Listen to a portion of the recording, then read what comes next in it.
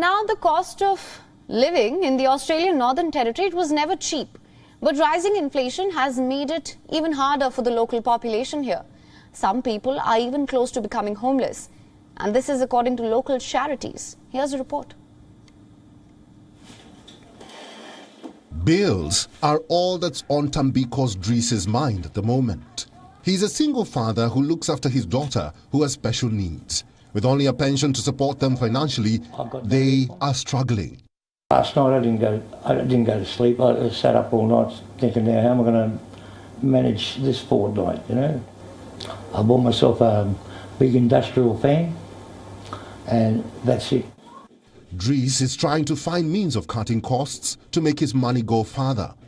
He has stopped using his oven to reduce the total amount of his power bill and resorted to buying frozen vegetables to keep the grocery bills down. Healthy diet for our children, you know what I mean? And that's sort of starting to become out of the question, you know? Pushed by a rising inflation, the cost of living has increased across Australia. In the Northern Territory, charities say they now have to deal with more people in trouble financially. Some local electricity providers like Jacana Energy have decided to stop their moratorium on late bills, which puts even more pressure on households. That are at risk of disconnection, electricity disconnection, eviction, they're at risk of homelessness. So, yeah, it's a real struggle at the moment. We've seen clients attend to our centres with bills of upwards to $5,000 and the payment instalments on those bills are exorbitant. And people living in regional areas seem to be even more affected by the increased cost of living.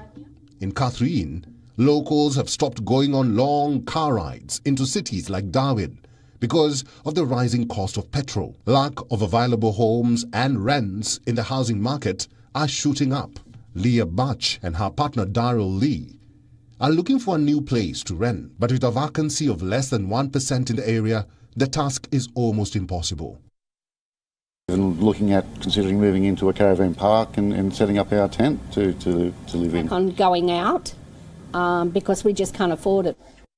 At least 8 affordable homes are to be built in Katherine, but it might be years before they are available. Because right now, citizens are cutting back on everything just to survive. Bureau Report, WION, World is One. WION is now available in your country. Download the app now. Get all the news on the move.